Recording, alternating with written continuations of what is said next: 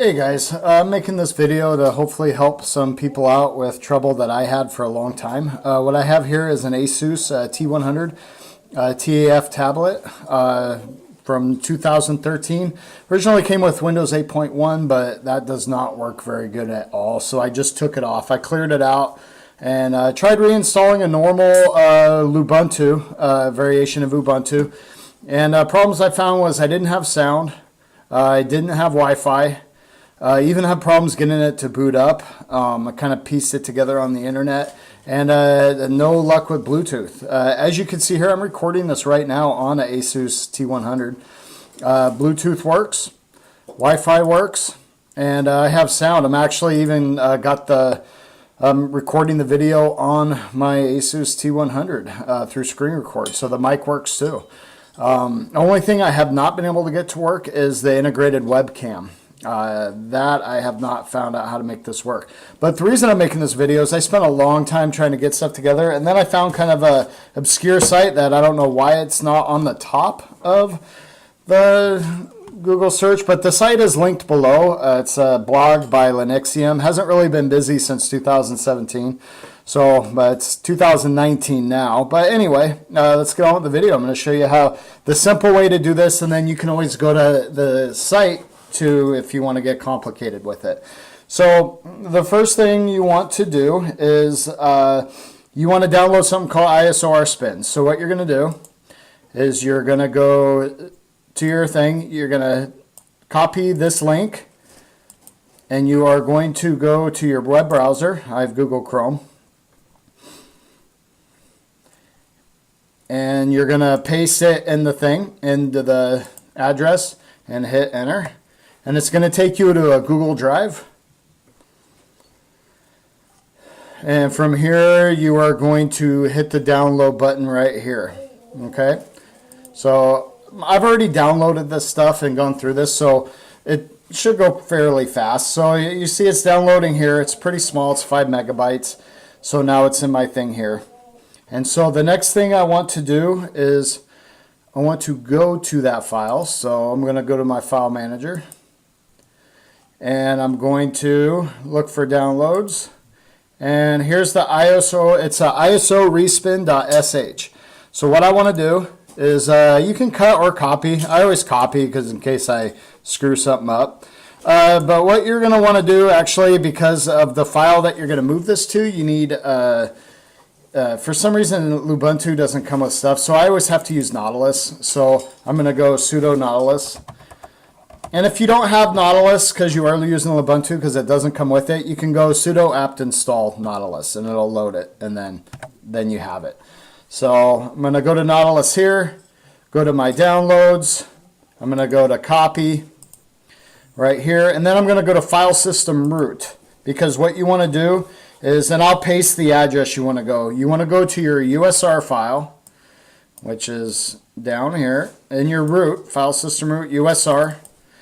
You want to go to local right here, and you want to go to your bin folder, and then you're just going to go in here and paste it. So right click paste. I've already done that, so I'm just going to leave it here, and you're done with that. So now it's in the right spot. The reason you put it there is because you can execute it from there by just typing it into the thing. Anyway.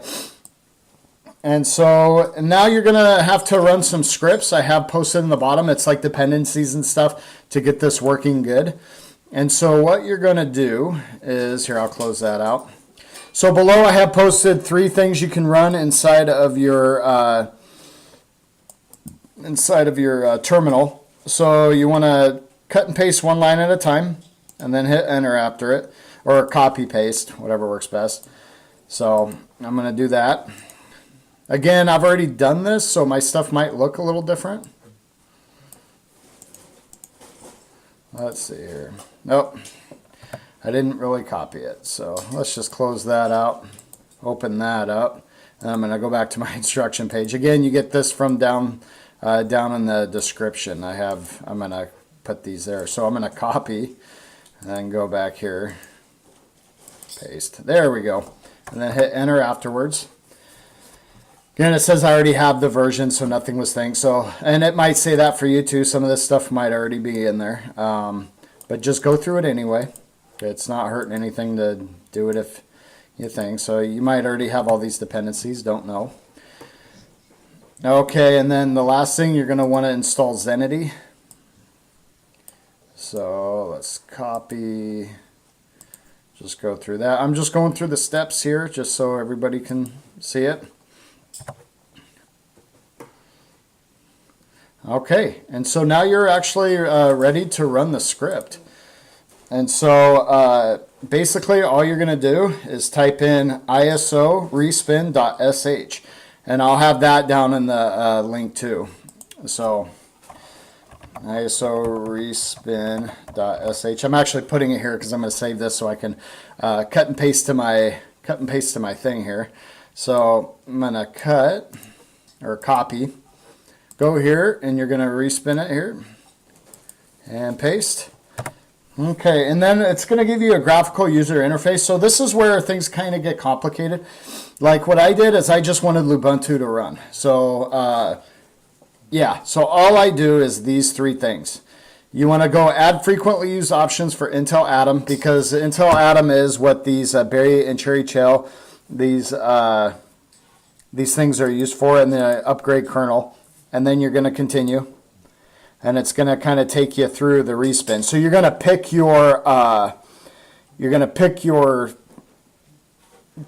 stuff you want to respin. So say I have this is my Ubuntu ISO. You want to download that, and I'm doing this all inside of a Ubuntu. So if you have another machine with Linux, or you could even do this in your Ubuntu on your t100. Even though you don't have sound and all that, it still runs the thing. So you could technically do that if you want. But anyway, so you're going to pick this. You hit OK. And then it's going to, so if you see here, it says add frequently used options for Intel Atom Bay Trail. That's the one you want to pick for asus stuff. Unless you look up and you have an Apollo processor. But these are kind of weird ones for that.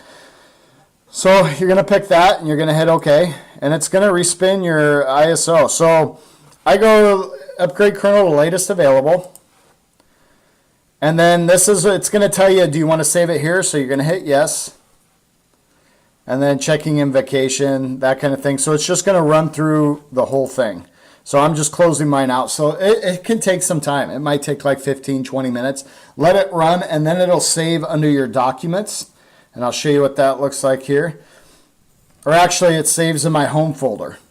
And so it's running currently right now, but it's running it. It's going to save it right here in my home folder, and it'll give you a log and stuff like that.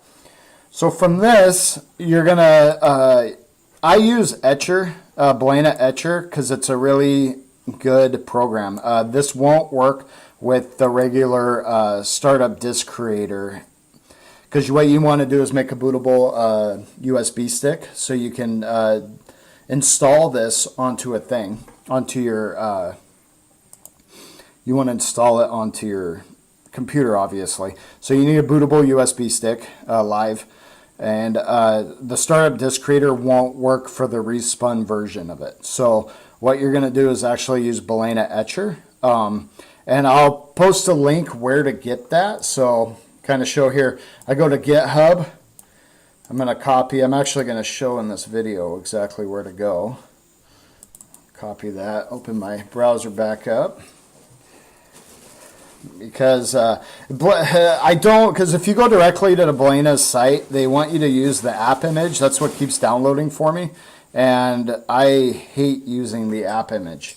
It works slow for me. Well, this is working slow now because that thing's running. Yep. Okay, let's go here. Okay, so you're going to paste. Okay, and you're going to go to the GitHub site. On that.